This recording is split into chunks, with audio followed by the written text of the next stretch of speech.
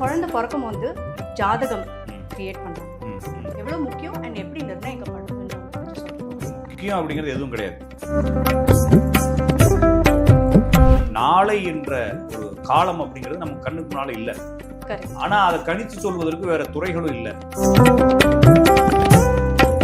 அப்ப இந்த ஜாதகம் இவருடைய லைஃபுக்குள்ள இந்த மாதிரி மாற்றங்களை கொடுக்கும், இந்த மாதிரி பிரச்சனைகளை கொடுக்கும், இந்த மாதிரி நன்மைகளை கொடுக்கும் அப்படிங்கிறப்ப முயற்சி மெய்வனுக்கு கூலி தரும் அப்படின்னு சொன்னாலும் கூட அந்த உங்களுக்கு என்ன விதி இருக்கும்? ஒருத்தர் சொல்றாரு 3 மணிக்கு காலையில எந்திரிச்சு உழைச்சோம்னா நம்ம வாழ்க்கையில முன்னேறிடலாம். கீரை கட்டு ஒருத்தர் கொண்டு வர்றாரு 4 மணிக்கு போனா தான் கீரை கிடைக்குன்னா அவர் 2 மணிக்கு எந்திரிச்சு கீரை கொடுக்கணும். அப்ப கடைசி வரைக்கும் அவர் 20 ரூபாய் கீரை தான் வந்துகிட்டு இருக்காரு.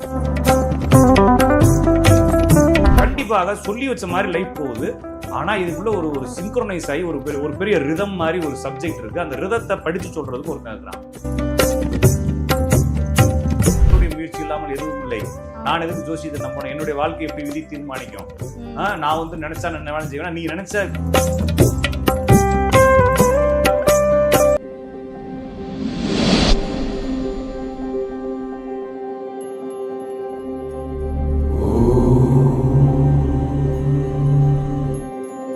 டேக் ஒன் பக்தி நேயர்களுக்கு வணக்கம். இன்னைக்கு நம்ம கூட இணைந்து இருக்கிற சிறப்பு விருந்தினர் ராஜநாடி கா பார்த்திபன் அவர்கள். அவர் ஜோதிடம் பற்றி நம்மளுக்கு நிறையா சொல்ல போகிறாரு. என்னன்னு அவர்கிட்ட கேட்டு தெரிஞ்சுக்கலாமா? வணக்கம் சார். வணக்கம்ங்க. நேயர்களுக்கும் வணக்கம். ஒரு குழந்தை பிறக்கும் போது ஜாதகம் கிரியேட் பண்ணுறாங்க. எவ்வளோ முக்கியம் அண்ட் எப்படி நிர்ணயிக்கப்படுதுன்னு கொஞ்சம் சொல்கிறீங்க? ஓகே, முக்கியம் அப்படிங்கிறது எதுவும் கிடையாது. ஏன்னா நம்ம வந்து இது சமூக கலாச்சாரமாக, அதுக்கப்புறமா வந்து நம்மளுக்கு வாழ்க்கையை பற்றி தெரிந்து கொள்ளக்கூடிய ஆர்வம், நம்ம குழந்தை எப்படி வளரப்போகுது, இந்த சமூகத்துல அந்த குழந்தை என்னெல்லாம் பாடுபட போகுது, நம்மள மாதிரி பாடுபட போதா இல்ல நல்லா வளரப்போதா, நம்ம கடந்து வந்த மாதிரி துன்பங்கள் அந்த குழந்தைக்கு வந்துடக்கூடாது. நம்ம சாதாரணமா ஒரு குழந்தை பிறந்தோடனே நம்ம மாதிரி அந்த பிள்ளை ஆயிடக்கூடாது. நம்ம என்னதான் கலெக்டராகவே இருந்தாலும், என்னதான் ஒரு பெரிய ஒரு போஸ்டிங் இருந்தாலும், நம்மள மாதிரி அந்த குழந்தை எந்த மாதிரி ஒரு ஸ்ட்ரகிள்குள்ளேயும் போய் மாட்டிக்க கூடாது. ஸ்மூத்தா ஆரம்பிக்கணும், ஸ்மூத்தா போயிடணும். அது மாதிரி இடர்பாடுகள் வந்தா அந்த குழந்தை எப்படி தப்பிக்கும்? சர்வே பண்ணும். சர்வே பண்ணி மேலேறி வந்துருமா? அதோடைய குடும்ப வாழ்க்கையெல்லாம் எப்படி இருக்கும்? இது மாதிரி கவலைகள் வந்து ஒவ்வொருத்தருக்குமே இருக்கு. நீங்க வந்து கடவுள் நம்பிக்கை இருக்கு, கடவுள் நம்பிக்கை இல்ல, ஜோசியத்தை பத்தி நம்புறீங்க, ஜோசியத்தை பத்தி நம்பல. ஏன்னா என்னுடைய கிளைண்ட் நிறைய வந்து கடவுள் மறுப்பாளர்கள் தான். ஏன்னா அவங்களுக்கு வந்து இது வந்து சயின்ஸ் அப்படிங்கறத ஒரு பக்கமா ஏத்துக்கிறாங்க. சயின்ஸ் கிடையாது ஜோசியங்கிறது. ஜோசியங்கிறது ஒரு கால்குலேஷன் தான். ஓகேங்களா? ஏன்னா சயின்ஸ் மாறிக்கிட்டே இருக்கும். அது கால்குலேஷன். அந்த கால்குலேஷன் வந்து சிலது ஒத்து வருது அப்படிங்கறத அவங்க புரிஞ்சுக்கிட்டு, இதுல பரிகாரம் அதெல்லாம் எதுவும் கிடையாது, வழிபாடுகள் எதுவும் கிடையாது. அது தனி சாப்டர், இது தனி சாப்டர். இது வந்து ஒரு மனிதனுடைய லைஃப் அவர் பிறந்த காலத்தின் அடிப்படையில நிர்ணயிக்கப்பட்டு, அதுக்கு சில கிரகங்கள் அப்படிங்கிறது சிக்னிபிகேட்டர்ஸ் தான். காலத்தினுடைய குறியீடுகளாக தான் நம்ம கிரகங்களை பார்க்கிறோம். அந்த குறியீடுகளுக்கு ஒரு வேல்யூ வச்சு நம்ம கால்குலேஷன் பண்றோம். அப்ப இந்த ஜாதகம் இவருடைய லைஃபுக்குள்ள இந்த மாதிரி மாற்றங்களை கொடுக்கும், இந்த மாதிரி பிரச்சனைகளை கொடுக்கும், இந்த மாதிரி நன்மைகளை கொடுக்கும் அப்படிங்கிறப்ப நாளை என்ற ஒரு காலம் அப்படிங்கிறது நம்ம கண்ணுக்கு முன்னால இல்ல. ஆனா அதை கணித்து சொல்வதற்கு வேற துறைகளும் இல்லை. அப்ப ஜோதிடத்தை மட்டுமே நாட வேண்டிய அவசியம் மக்களுக்கு இருக்கு. அப்ப இந்த ஜோசியத்துக்கு உள்ள வந்து என்ன செய்யறாங்கன்னா, என்னுடைய குழந்தையோட லைஃப் எப்படி இருக்கும், அவர் நல்லா படிப்பாரா, அல்லது நல்லா கல்யாணம் பண்ணி நல்லா இருப்பாரா, ஹாப்பியா இருப்பாரா, பினான்சியல் வெல்த்தா இருப்பாரா. எதுவும் நிறைய பேருக்கு என்னன்னா, ஒரு பைக்ல போறோம், ஒரு பையன் வந்து இவ்வளவு முடி வளர்த்துக்கிட்டு பேண்ட் அரை பேண்ட் போட்டுக்கிட்டு இப்படி இப்படி இப்படி இப்படி போறான். அப்ப நம்மளுக்கு இந்த வயசுல என்ன தோணும் அப்படின்னா, நம்ம பையன் இப்படி ஆனா என்ன வருது? கண்டிப்பா அந்த பையன் நல்லது பண்றானா கெட்டது பண்றான்றது நம்மளுக்கு தேவையில்லை. ஆனா இப்படி ஒரு பிள்ளை நம்மளுக்கு பிறந்தா பாவம், அவன் கெட்டவேன்னு சொல்ல, எங்கேயாச்சும் வாரி விட்டு விழுந்தான்னா என்ன வருது? அவனை யார் தூக்கிட்டு அலையிறது? இது மாதிரி பிள்ளை பிறந்துருவோம் நம்மளுக்கு. ஒருத்தன் வந்து ஏதாச்சும் ஒரு மூலையில உட்காந்து ஏதாச்சும் ஒரு வேண்டத்தகாத செயல்கள், செய்யத்தகாத செயல்கள் செய்யும் பொழுது நம்ம பிள்ளை இப்படி ஆயிட்டா என்ன பண்றது? இது மாதிரி பயம் எல்லாருக்குமே இருக்கு. நீங்க எவ்வளவு பெரிய விஞ்ஞானியா இருந்தாலும் அவங்களுடைய குழந்தையை பொறுத்தளவுக்கு ஒரு சின்ன பையன் நாளைக்கு விடிஞ்சா என்ன நடக்கும் தெரியாதுன்றதுனால இந்த விஷயங்கள் நம்மளுடைய குழந்தைகள் சரியாக போயிருமா அப்படின்ற ஆர்வம் மனசுக்குள்ள ஒரு ஃபீல் இருக்கு. அந்த ஃபீல் வந்து இப்ப நான் என்ன சொல்றேன்னா, இப்ப ஒரு அம்பானி இருக்கிறாரு, இல்லைன்னா ஒரு அதானி இருக்கிறாரு, இல்லைன்னா நம்ம லோக்கல்லே வந்து ஒரு பெரிய போலீஸ் ஆஃபீஸர் இருக்காரு, இல்லைன்னா ஒரு பெரிய அரசு அதிகாரி இருக்காரு, இல்லைன்னா ஒரு பெரிய மல்டி மில்லியனர், இல்லைன்னா ஒரு பிசினஸ் மேன் இருக்காரு. அது மாதிரி உங்களை யாரும் ஆகக்கூடாது இழுத்து வச்சுக்கிறாங்களா? நீங்க ஆகலாம் தானே. ஒருத்தர் வந்து ஒரு 500 கோடி ரூபா லோன் போடுறாரு, ஒண்ணும் இல்லாம சென்னைக்கு வராரு, ஒரு 50,000 ரூபாய் லோன் போடுறாரு, அப்படியே குரோத் ஆகிறாரு, 50 லட்சம் லோன் பண்றாரு, ஒரு 500 கோடி ரூபாய்க்கு ப்ராஜெக்ட் பண்றாரு, ஒரு பெரிய பில்டிங் கட்டிட்டாரு. அவர் மாதிரி நீங்க ஆகக்கூடாதுன்னு யாரும் கட்டி போட்டுருக்காங்களா உங்களை? இல்ல. ஆனா உங்களால ஏன் ஆக முடியல? அப்ப இதை சிந்திச்சாதான் அதுக்குள்ள ஏதோ ஒரு ரகசியம் இருக்கு. அப்ப யாருமே என்னை கட்டி போடல, யாரும் என்னை கூப்பிட்டு வச்சுட்டு நீ அவனை மாதிரி படிக்கக்கூடாதுன்னு என்னை அடிச்சு துன்புறுத்தல. ஆனாலும் என்னால படிக்க முடியல. என்னை படிக்கத்தான் சொன்னாங்க. அவனை படிக்க சொன்ன அதே அப்பா அம்மா மாதிரி எங்க அப்பா அம்மாவும் என்னை படிக்கத்தான் சொன்னாங்க. என்னை அடிச்சாங்க, எல்லா வேலையும் செஞ்சு பார்த்தாங்க. ஆனா எனக்கு விதி ஏறல. அப்ப எல்லாமே விதிப்படி போகுதுன்றதை நம்ம கண் கூட பாக்குறோம். இதை ஏற்றுக்கொள்ள மனம் இருந்தாலும் ஏற்றுக்கொள்ள மனம் இல்லாவிட்டாலும் அது எப்படி ஒரு மனிதனுடைய வாழ்க்கை நம்மளுடைய முயற்சி தானே அப்படின்னு சொல்றவன் கூட அவனுடைய முயற்சியில என்ன பண்ணிடுறான், தோத்து இல்லைங்களா? அப்ப ஒரு ஆள் என்ன சொல்றான்னா, மனிதனுடைய முயற்சி இல்லாமல் எதுவும் இல்லை, நான் எதுக்கு ஜோசியத்தை நம்பணும், என்னுடைய வாழ்க்கை எப்படி விதி தீர்மானிக்கும், நான் நினைச்சா என்ன வேலை செய்வேன், நீ நினைச்ச கடைசி நீங்க கத்திட்டு தான் இருக்கணும்ன்ற மாதிரி இல்லைங்களா? முன்னேற்றம் முடியல. அப்ப உங்களுடைய வாழ்க்கை அங்கதான் நிக்குது, என்னுடைய வாழ்க்கை அங்கதான் நிக்குது. நான் என்னதான் தம் கட்டி பேசினாலும் என்னால இதுக்கு மேல எந்திரிக்க முடியலங்கிறப்ப அப்ப இதுக்குள்ள ஏதோ ஒரு ரகசியம் இருக்கு. அப்ப இந்த ரகசியத்துக்கு நான் அமானுஷியமான ஒரு வேல்யூ கொடுக்கல, ஒரு சூப்பர்லேட்டிவ் வேல்யூ கொடுக்கல. இது யதார்த்தம் ஆகும். அப்ப நம்ம என்ன முக்குனாலும் அங்கதான் நிக்கிறோம். நம்ம முயற்சி செஞ்சாலும் போக முடியல. அப்ப முயற்சி மெய்வெடுத்த கூலி தரும் அப்படின்னு சொன்னாலும் கூட அந்த உங்களுக்கு என்ன விதி இருக்கோ அந்த அளவுக்கு தான் கூலி தரும். நம்ம பெரிய எஃபோர்ட் எல்லாம் போட்டு ஒருத்தர் சொல்றாரு 3 மணிக்கு காலைல எந்திரிச்சு உழைச்சோம்னா நம்ம வாழ்க்கையில முன்னேறிடலாம் அப்படிங்கிற. கோயம்பேடு மார்க்கெட்டுக்கு போனீங்கன்னா வண்டியில் இருக்கிறவன், கருவேப்பிலை மூட்டை தூக்குறவன் எல்லாருமே எத்தனை மணிக்கு எந்திரிக்கிறான்? 3 மணிக்கு எந்திரிச்சான். எங்க ஊருக்கு கீரை கட்டு ஒருத்தர் கொண்டு வர்றாரு, 4 மணிக்கு போனா தான் கீரை கிடைக்குன்னா அவர் 2 மணிக்கு எந்திரிச்சு கீரை கொடுக்கணும். அப்ப கடைசி வரைக்கும் அவர் 20 ரூபா கீரை தான் வித்துக்கிட்டு இருக்காரு இல்லைங்களா? அப்ப மோட்டிவேஷன் பேசுறதும் யதார்த்த வாழ்க்கையும் ஒத்து வரல. அப்ப கண்டிப்பாக சொல்லி வச்ச மாதிரி லைஃப் போகுது. ஆனா இதுக்குள்ள ஒரு சிங்க்ரோனைஸ் ஆகி ஒரு பெரிய ரிதம் மாதிரி ஒரு சப்ஜெக்ட் இருக்கு. அந்த ரிதத்தை படிச்சு சொல்றதுக்கு ஒருத்தன் இருக்கிறான், அவன் தான் ஜோசியம். அப்ப ஜோசியர்கிட்ட போயிட்டு என்ன சொல்றாங்கன்னா, நாங்க பிறந்த நேரம் இது, நான் பிறந்த தேதி இது, அப்ப இதுக்கு ஏதாச்சும் போடுங்கன்றப்ப நீங்க எப்படி ஒரு பிறந்த தேதி இப்போ 8வது மாசம் நம்ம சொல்றோம் வச்சுக்கோங்க, ஆகஸ்ட்னு நான் சொல்றேன். இப்போ ஆகஸ்ட்ன்றது நீங்க என்னவா புரிஞ்சுக்கிட்டு இருக்கீங்க? ஆனா புரிஞ்சிருச்சு இல்லையா நான் சொன்னேன்? ஆனா ஆகஸ்ட்டுக்கு நீங்க என்ன வேல்யூ வச்சுக்கிறீங்க? அது எங்க வரும் தெரியாது, அது எப்படி இருக்குன்னு தெரியாது. ஆகஸ்டுக்கு உருவமும் கிடையாது. ஆனா ஆகஸ்ட் நம்மளுக்குள்ள ஒரு ஃபீல் வருது. அப்ப அது ஒரு புரிதல். அது மாதிரி கிரகங்களுக்கு ஒரு புரிதல் அந்த டைமிங்க வச்சு அது ஒரு ரிதம், அது ஒரு மாதிரி புரிஞ்சுக்கிறது. அப்ப அம்மா அப்படின்னா ஒரு லாங்குவேஜ், மதர்னா ஒரு லாங்குவேஜ். அப்ப சந்திரன்றது எங்க லாங்குவேஜ்.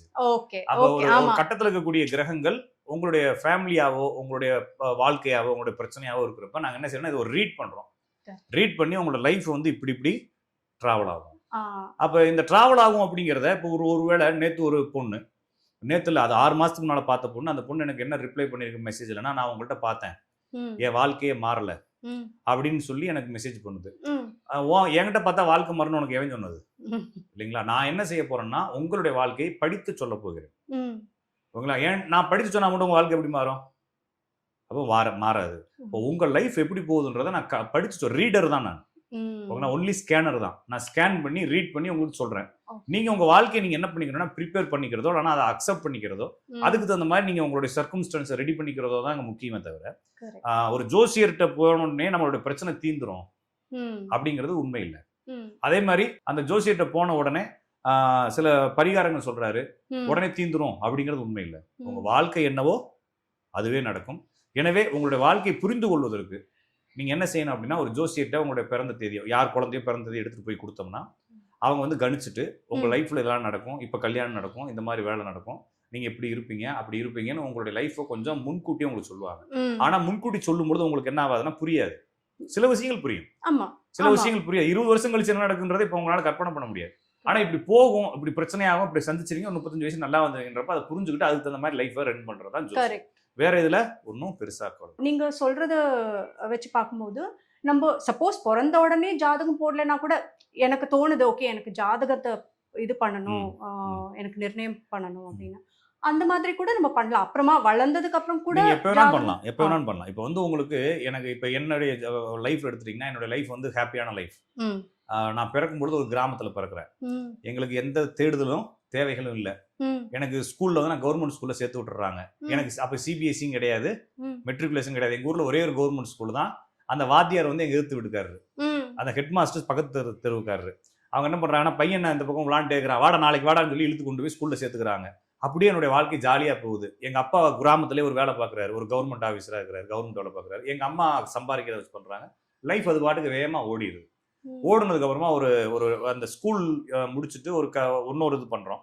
பண்ணிட்டு அதுக்கப்புறமா அவன் லைஃப் என்ன ஆகுதுன்னா அப்படியே ஸ்ட்ரக் ஆகி அப்படி டபக்கு டபக்குன்னு இடிச்சு வண்டி நிக்கிற மாதிரி நிக்கும் பொழுது நம்மளுக்கு லைஃப் அப்படின்னா என்னன்ற பயம் வருது. கரெக்ட், கண்டிப்பா. அந்த பயம் வரும்பொழுது இந்த லைஃப் எப்படி போகும்னு சொல்லி நம்ம இதுக்கு முன்னால வாழ்ந்தவங்கள்ட்ட எங்க தாத்தாட்ட கேட்கலாம், எங்க அப்பாட்ட கேட்கலாம். என்ன செய்வாங்கன்னா அவங்களுடைய எக்ஸ்பீரியன்ஸ் எனக்கு ஷேர் பண்ணுவாங்களே தவிர ஆனா என்னுடைய லைஃபும் அவங்களுடைய எக்ஸ்பீரியன்ஸ் ஒன்னா இருக்கணும்னு அவசியம் இல்ல. அப்ப என்னுடைய லைஃப் மட்டுமே யூனிக்கா தெரிஞ்சுக்கணும்னா இங்க நம்ம என்ன பண்ண வேண்டியதுன்னா என் ஜாதத்தை பாக்குறதுக்கு. அப்ப ஜாதத்தை பாக்குறப்ப அதே ப்ரொசீஜர் தான். அப்ப எனக்கு பிறந்த தேதி நேரத்தை கொடுத்தோம்னா அவர் நான் பிறந்த தேதி நேரத்தை வந்து அவங்க கால்குலேஷன் பண்ணி அவங்க இப்ப கம்ப்யூட்டர்ல போட்டுறாங்க. கம்ப்யூட்டர் ஜோசியத்துக்கும் கையில கணிக்கிறதுக்கும் எந்த வித்தியாசமும் கிடையாது, எல்லாம் ஒண்ணுதான். கையில கணிக்கிறத விட கம்ப்யூட்டர்ல கணிக்கிறது இன்னும் அக்யூரசி. ஆமா, இப்ப எப்படி கால்குலேட்டர் இருந்து இப்போ அவ்வளவுதான். ஆமா, அதனால வந்து இது பெரிய கம்ப்யூட்டர்னா வந்து உயிர் இல்ல. நிறைய பேர் வந்து ஜாதகத்துக்கு உயிர் இருக்குன்னு நம்புறாங்க. ஏன்னா இப்ப ஒரு ஜாதகத்தை கொண்டு போய் கிராமங்கள்ல கொடுத்தீங்கன்னா அவங்க கூட பிறந்த அண்ணங்க 3 பேரு, சகோதரி 2, அப்பாவோட பிறந்தவங்க ஒரே ஒரு அத்தை, அம்மாவோட பிறந்தவங்க 4 மாமன், இதெல்லாம் சொல்லுவாங்க. இதெல்லாம் வந்து உங்க ஜாதத்தை பார்த்து சொல்றது இல்ல, சைடுல உங்ககிட்ட கேட்டு எழுதி வச்சிருப்பான், அதை படிச்சு சொல்லுவான். அதுக்கு ஜாதகம் வேணும், அதுக்காக ஜாதகத்துல உயிர் இருக்கு அதை கொண்டு வரணும்னு சொல்லுவாங்க. அப்படிலாம் எதுவும் இல்லை. வெறும் பிறந்த தேதி நீங்க கொடுத்தாலே அதை வெறுமனே கம்ப்யூட்டர்ல போட்டு உங்களுடைய லைஃப்ல அடுத்து என்ன நடக்க போகுது அப்படின்னு சொல்லிடுவாங்க. இதை வந்து நீங்க ரொம்ப போட்டு இதை நம்பணும்னு அவசியம் இல்லை ஜோசியத்தை. நிறைய பேருக்கு நான் என்ன சொல்றேன்னா, ஜோசியம் ஜாதகத்தை எடுக்கிறீங்க ஒரு மாதிரி ஸ்ட்ரக் ஆகி நிக்குது லைஃப் அதை நீங்க பார்த்தோன்னே ஸ்ட்ரக் கிரீஸ் போட்ட மாதிரிலாம் ஓடாது. உங்களுக்கு ஒரு ஃபீல், ஓகே நம்ம லைஃப்ல இன்னொரு 5 வருஷம் கழிச்சு டெவலப் ஆயிருவோம், இப்ப இந்த கஷ்டம் அது ஒரு நம்பிக்கை, அவ்வளவுதான். இப்ப ஒரு வந்து வேலை கஷ்டப்பட்டுக்கிட்டே இருக்கிறாரு, நான் அவர் என்கிட்ட வராரு, சார் உங்களுக்கு இந்த வருஷம் வேலை கிடைக்காது, ஏதாச்சும் கிடைக்கிற வேலையை வச்சு மூவ் பண்ணுங்க, 2026 3வது மாசம் தான் உங்களுக்கு வேலை கிடைக்குன்றப்ப அவருக்கு ஒரு நம்பிக்கை, ஜெயிச்சிருவோன்ற நம்பிக்கை. ஓகேங்களா? அப்ப ஜெயிச்சிருவோம், ஆனா இன்னைக்கு அந்த வெற்றி இல்ல, வெற்றி இன்னும் ஒரு 6 மாசம் கழிச்சு தான் வரும்ன்றப்ப அவங்க ஓகே அப்படின்னு சொல்லி, ஏன்னா வாழ்க்கை இன்னும் கொஞ்சம் பெருசுன்றதுனால கொஞ்சம் வெயிட் பண்ணலாம்னு நினைக்கிறேன். அப்ப அந்த ஜாதகத்தை கொடுத்தோன்னே அவங்க இந்த மாதிரி விஷயங்கள் நடக்கும், உங்களுக்கு இந்த கலாத்துல நடக்கும் அப்படின்னு சொல்லும்போது நம்மளுக்கு அடுத்த ஸ்டேஜ் போறதுக்கு ஒரு நம்பிக்கை கிடைக்கும். அப்ப ஜாதகத்தை நீங்க இப்ப குழந்தை பிறந்தோடனே தான் எழுதணும்னு அவசியம் இல்ல. இன்னும் கிராமத்து எல்லாம் 1 வயசு வரைக்கும் ஜாதகம் எழுதக்கூடாதுன்னு ஒரு ரூல் இருக்கு. ஏன் அப்படின்னா நீங்க ஜாதகம் எழுதுறப்பயே நீங்க என்ன பண்ணுவீங்க, இப்ப நீங்க என்கிட்ட வரீங்க, உங்க குழந்தையோட பிறந்த தேதி கொடுக்குறீங்க, எழுதுறப்ப நீங்க சும்மா இருக்க மாட்டீங்க, பையன் எப்படி வருவான் பொண்ணு எப்படி வரும்னு கேட்பீங்க. அப்ப எங்க வாய் சும்மா இருக்காது, அப்ப நாங்க ஏதாச்சும் சொல்லுவோம். அப்ப குழந்தை வந்து தெய்வத்துக்கு சமமானது. எத்தனையோ ஒரு குழந்தை இல்லாம கஷ்டப்படுறான், இவங்க பிறந்த குழந்தைய பல்ல பிடிச்சு பாக்குற மாதிரி எப்ப பார்த்தாலும் இந்த புள்ள பிறந்ததுக்கு எப்படி இருக்கு, இந்த புள்ள பிறந்த என் மாமன் என்ன ஆவான், என் தங்கச்சி என்ன ஆச்சும் அப்படின்னு சொல்லிட்டு அந்த பிள்ளைய வச்சு குடும்பத்துக்கே கேட்பாங்க. அப்ப அது மாதிரி வந்துடக்கூடாதுன்றதுக்காக என்ன செஞ்சிருக்காங்கன்னா, ஒரு குறிப்பிட்ட வயசு வரைக்கும், நான் வந்து 15 வயசு வரைக்கும் ஜாதகம் பாக்குறது இல்லை. ஏதாவது யாருக்காச்சும் உடம்பு பிரச்சனையா இருந்தாலோ, பிள்ளைங்க படிக்க மாட்டாங்க பேச மாட்டாங்கனாலோ மட்டும்தான் ஜாதகம் பார்ப்பேன். மற்ற தகவல்களை, மாமன் எப்படி இருப்பான், அப்பன் எப்படி இருப்பான் அப்படின்னு கேட்டா அவங்க ஜாதகத்தை கொடு, இந்த பிள்ளை ஜாதகத்தை தொடாத, ஏன்னா இது வந்து உனக்கு கூட கடவுள் கொடுத்த வரம், இந்த வரத்தை மறுபடியும் நோண்டி பார்க்காத அப்படின்ற மாதிரி தான். அப்ப இந்த பிள்ளையோட லைஃப் ஸ்ட்ரக் ஆகுறப்ப அந்த பிள்ளைக்கு பிரச்சனை வரும்போது என்னவா, அதை நான் சொல்றேன். அது வரைக்கும் இந்த ஜாதகம் அப்ப சாதாரணமாகவே 1 வயது வரை ஜாதகம் எழுதவே மாட்டாங்க. 5 வயசு வரைக்கும் நிறைய ஜோசியர்கள் எழுதுறதே இல்லை. அது ஏன் எழுதுறது இல்லைன்னா, எழுதுறப்ப இவங்க கேட்டுட்டே இருப்பாங்கன்றதுனால அதை டச் பண்றதே இல்லை, அதனால பண்ணாதீங்க அப்படின்னு சொல்லுவாங்க. அதனால குழந்தைகள் ஜாதகத்தை எழுதுறதோ பாக்குறதோ தேவையற்ற விஷயம். அப்ப குழந்தை பிறந்ததே நல்ல நேரம் நினைச்சிட்டு நம்ம லைஃப் பண்ணாங்க. ஜாதகம்னா நிறைய பேருக்கு நிறைய மாதிரி அண்டர்ஸ்டாண்ட் பண்ணிக்கிறாங்க. ஒருத்தவங்களுக்கு வந்து இது ஒரு நல்ல விதத்துல, ஆனா சில பேர் வந்து அதையே வந்து சில தப்பான அபிப்பிராயங்கள் இருக்கு. அது எப்படி அதை வந்து ஹேண்டில் பண்றது, எப்படி அவங்களுக்கு அதை வந்துங்க நான் சொல்றது மாதிரி இது வந்து ஒரு சின்னதா ஒரு மேப் மாதிரி தான். நம்ம ஒரு டிராவல் பண்ணும்போது கிடைச்சிருக்கக்கூடிய ஒரு மேப். நிறைய பேருக்கு வழி தெரியாம பயணம் செய்வதற்கும், ஒரு காட்டு வழி பயணத்துல உங்களுக்கு இந்த பக்கம் போனா அந்த பக்கம் வரும். இப்போ ஒரு ஒரு ஹில் கிளைம்பிங், ஒரு கிளைம்பிங் பண்றோம், ஒரு 4-5 பேர் சேர்ந்து ஒரு பருவத மலைக்கு போறோம், இல்லைன்னா சதுரகிரி மலைக்கு போறோம். ஒரு தெரிஞ்சவர் வந்தாருன்னா என்ன இருக்கும் அப்படின்னா, கொஞ்சம் பலமா இருக்கும், இன்னும் கொஞ்சம் சீக்கிரமாவும் போகலாம். சீக்கிரமாலாம் போக மாட்டோம், அப்படியே தான் போவோம். ஆனா இந்த இடத்துல இன்னும் வந்துரும், ஒரு 1/4 மணி நேரத்துல வந்துரும், இந்த இடத்துல வந்துரும், இந்த இடத்துல உட்காந்துக்கலாம் சொல்லிட்டே போவாரு. ஆமா, வெள்ளிங்கிரி மலை போனா 7 மலை போனோம், மலை ஏறுறதுக்குள்ள புகை தள்ளி போயிடும். அப்ப என்ன செய்வாருன்னா, மலையை விட 2வது மலை ஈஸியா இருக்கும், மலை கொஞ்சம் கஷ்டப்பட்டுக்கலாம், உட்காந்து ஏறிடலாம், இல்லைன்னா உட்காரவே உட்காராத, நின்னா டயர்ட் ஆயிரும், உட்காந்தா டயர்ட் ஆயிரும், நடந்துகிட்டே இரு அப்படின்னு சொல்லி மலையை கடந்ததுக்கு அப்புறமா பாத்தீங்களா இந்த மலை ஈஸியா இருக்கு, இதை விட அடுத்த மலை ஈஸியா இருக்கும். 4வது மலையில ஒரு சின்னதா ஒரு குளம் இருக்கு, அதுல போய் குளிக்கலாம். 6வது மலை சூப்பரா இருக்கும், 7வது மலையில சூப்பரா அழகா இருக்குங்க, வெறும் புல்வெளியா இருக்குன்னு சொல்லி கூட இருக்கிறவர் சொல்லிட்டே வரும்போது நம்மளுக்கு பயணம் என்ன ஆயிருக்குன்னா களைப்பு இல்லாம இருக்கு. அவர் சொன்னதுனால நம்ம வேகமா போக போறது கிடையாது இல்லைங்களா. பயணங்களை அவர் தோல்ல நாம் பயணம் பண்ண போறது கிடையாது. ஆனா அந்த பயணங்களை முன்கூட்டி சொல்லும் பொழுது கொஞ்சம் பெட்டரா இருக்கு அப்படிங்கிற மாதிரி இருக்கிற மாதிரி தான் அந்த ஜோசியத்தை எடுத்துக்கணுமே தவிர, நீங்க ஜோசிக்காரன் தோல் ஏறி உட்காந்தீங்கன்னா அவனால சுமக்க முடியாது. இன்னொரு விஷயம், ஒருத்தர் ஒரு பிசினஸ் பண்றாரு. இப்ப நீங்க ஒரு பிசினஸ் பண்றீங்க, ஒரு 60 லட்ச ரூபா போட்டு ஒரு பிசினஸ். இந்த பிசினஸ் வந்து வெற்றி அடையணும் அப்படின்னு சொல்லிட்டு என்கிட்ட வந்துட்டு ஐடியா கேட்கக்கூடாது. அப்படி பண்றதா நான் அந்த பிசினஸ் பண்ணிட்டு போயிருவேன் இல்லைங்களா. நான் என்ன செய்வேன்னா, உங்க ஜாதகம் இந்த பிசினஸுக்கு லாயக்கா, இந்த பிசினஸ் எப்ப பண்ணுவீங்க, எப்ப மாட்டிக்குவீங்க, இதுல இந்த மாதிரி பண்ணாதீங்க, இந்த மாதிரி சின்ன சின்ன விஷயங்கள் ஜாதகத்துல அட்வைஸ் தான் என்ன செய்யணும், கொடுக்கணும். இப்ப என்னுடைய கெப்பாசிட்டி ஒரு 6 லட்ச ரூபாங்கிறப்ப நீங்க 6 கோடி ரூபாய்க்கு ஐடியா கேட்டீங்கன்னா நான் பயந்துருவேன். நான் என்னுடைய ஒப்பீனியன் சொல்றதா இருந்தா நான் ஒப்பீனியன் சொல்றது இல்லையே, நான் ஜாதகத்துல இருக்கக்கூடிய விஷயங்கள் சொல்றேன். அது அவங்களுக்கு நல்லதா, ஜாதகத்துல இது இருக்கா இல்லையான்னு சொல்லுவேன், அவ்வளவுதானே தவிர நான் என்னுடைய ஐடியாக்களை கொடுக்க மாட்டேன். அப்ப ஜோசியரை நீங்க எந்த அளவுல வச்சுக்கணும் அப்படின்னா அந்த அளவுல தான் வச்சுக்கணும். நிறைய பேர் என்ன செய்யறாங்கன்னா, எனக்கு ஒரு பிரச்சனை இருக்கு, அந்த பிரச்சனை ஜோசியிட்ட சொன்னோடனே அந்த பிரச்சனையை வந்து ஏதாச்சும் ஒரு பரிகாரம் பண்ணி தீர்த்துறாரு. அப்ப ஜாதகர் சொல்றாரு, ஜோசியர் சொல்றாரு, அம்மா உங்களுக்கு 2 திருமண யோகம் இருக்குமா அப்படின்னு சொல்லி வரவங்களுக்கு சொல்றாரு. அப்ப அந்த பொண்ணு என்ன கேட்கணும் அப்படின்னா, இதுல இருந்து தப்பிக்கிறதுக்கு வழி இருக்கான்னு கேட்கும். ஏன்னா நமக்கு யதார்த்தமான கேள்வி. அப்ப அவர் ஜோசிக்காரன் சொல்றாருன்னா 2 பரிகாரம் பண்ணா சரியாயி போயிரும் சொல்லி இவர் கூட்டு போய் பரிகாரம் பண்றாருன்னா காசு வீணா போச்சுன்னு அர்த்தம். அப்ப விதி இருந்தா என்ன ஆகும், நடந்தே தீரும். அது கடவுளுக்கா இருந்தாலும் 2 திருமணம் நடக்கும், மனிதனுக்கா இருந்தாலும் 2 திருமணம் நடக்கும். இதை தெரிஞ்சுக்கிட்டு நீங்க ப்ரிப்பேரா போகலாம். இதை எப்படி ப்ரிப்பேரா போறது, 2 கல்யாணத்துல விதி அவ்வளவுதான், ஒண்ணுமே செய்ய முடியாது, அக்செப்ட் தான். ஓகேங்களா. இது வந்து நான் என்கிட்ட ஒருத்தர் கேட்கிறாரு, சார் நீங்க சொல்றது எனக்கு புரியுது சரிங்களா, ஆனா இத இத இதை நான் எப்படி ஏத்துக்கிறது அப்படிங்கிறாரு. நான் சொன்னா ஏத்துக்கணும், இல்லைன்னா காலம் ஒண்ணு ஏத்துக்க வைக்கும். ஓகேங்களா. நான் சொல்றதை ஏத்துக்கணும், இல்லைன்னா காலம் ஒண்ணு அடிச்சு துவச்சு கடைசியில அந்த அப்ப இதுதான். அப்ப நான் என்ன சொல்றேன்னா, திருப்பி திருப்பி சொல்றது, காலத்தை என்னால் முன்னால ஓடி போய் பார்த்து உங்களுக்கு சொல்ல முடியுமே தவிர மாத்தி கொடுக்க முடியாது. அதுவும் நான் ஓடி போய் எல்லாம் பார்க்கல, நான் கணிதங்களை வச்சு இந்தந்த கிரகங்கள் இங்க இருக்கிறதுனால இது மாதிரி சம்பவங்கள் இதுக்கு முன்னால வாழ்ந்தவங்களுக்கு நடந்திருக்கு, இதே மாதிரி உனக்கும் இருக்கு, உனக்கும் நடக்கும். அப்ப அவ்வளவுதானே தவிர இது வேற மாதிரி நடக்கலாம். உதாரணத்துக்கு ஒரு பெண் வராங்க, அந்த பெண்ணுக்கு ஜாதகத்துல வந்து நான் என்ன சொல்றேன்னா, அம்மா உனக்கு வந்து காதல் ஒண்ணு இருக்கும், அந்த காதல் பிரேக்கப் ஆகும், அதுக்கப்புறம் நீ இன்னொருத்தனை கல்யாணம் பண்ணிக்குவ அப்படின்னு நான் சொல்றேன். அப்ப அதே மாதிரி இன்னொரு பொண்ணு வருது, அந்த பொண்ணுக்கு நான் வந்து என்ன சொல்றேன்னா இதே மாதிரி கதையே சொல்றேன். ஆனா 2 பேருக்கு என்ன நடந்ததுன்னா, இந்த பொண்ணுக்கு கல்யாணம் பண்ணதுக்கு அப்புறமா ஒரு காதல் வந்துருது. ஓகேங்களா. ஓகேங்களா. அப்ப கல்யாணம் பிரேக்கப் ஆகி காதல் ஓடிக்கிட்டு இருக்கு. அப்ப என்னன்னா 2 பேருக்கு 2 நடந்திருக்கு, ஆனா வேற வேற சீக்வன்ஸ். இந்த சீக்வன்ஸ் எல்லாம் வந்து அவங்களுடைய சர்க்கம்ஸ்டன்ஸை பொறுத்து, இப்ப வந்து அவங்க அப்பா அம்மாவை பொறுத்து. ஓகேங்களா. இப்ப இந்த ஜாதகத்துல வந்து அப்பாவுடைய அன்பு இருக்காதுன்னு சொல்றேன். அப்ப இவங்க அப்பா மிலிட்டரியில இருக்கிறாரு. இந்த பொண்ணுக்கு வந்து ஜாதகத்துல அப்பா அன்பு இருக்காதுன்னு சொல்றேன், இவங்க அப்பா இறந்து போயிடுறாரு. ஓகேங்களா. அப்ப அப்பாவுடைய ஜாதகம், அம்மாவுடைய ஜாதகம், இதெல்லாம் சூழல்லாம் பொறுத்து தான் சொல்ல முடியும்.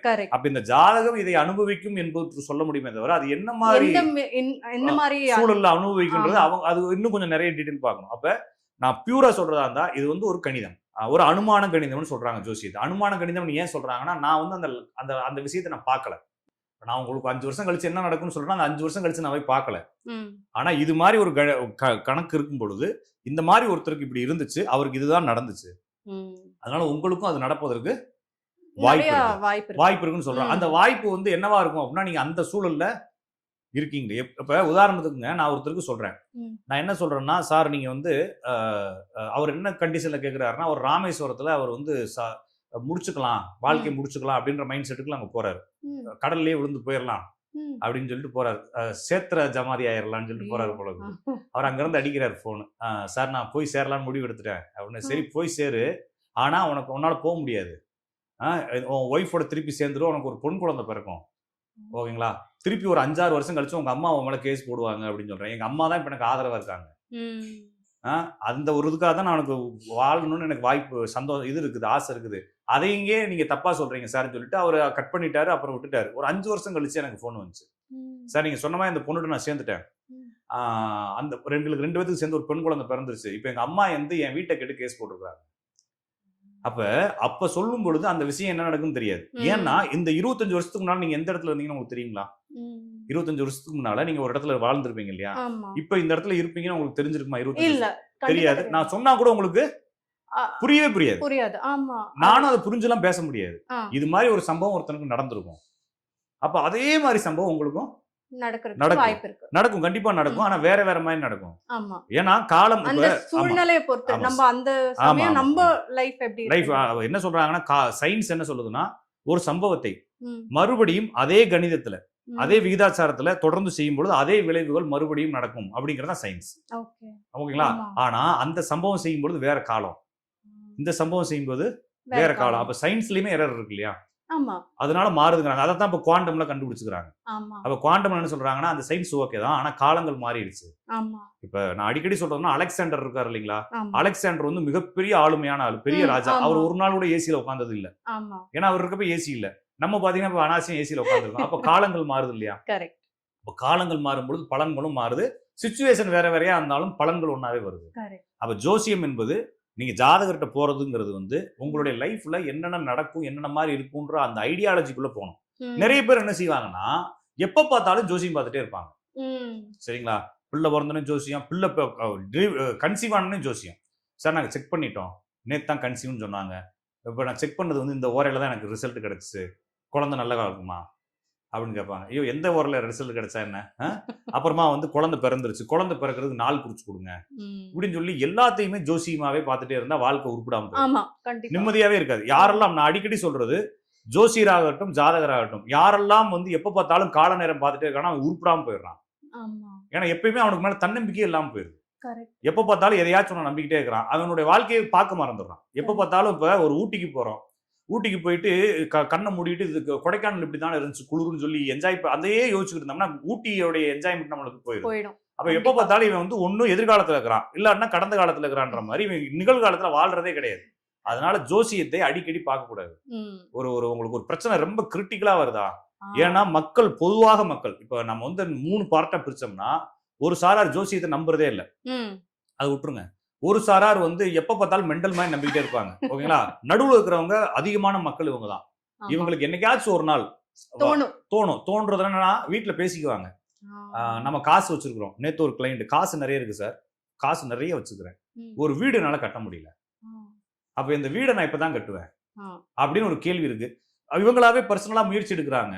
ஏன்னா இவங்களுடைய வாழ்க்கையில வந்து எல்லாத்தையும் ஐடியா கேட்கக்கூடியது இல்லை, தானா ஓடுறோம் லைஃப்ல.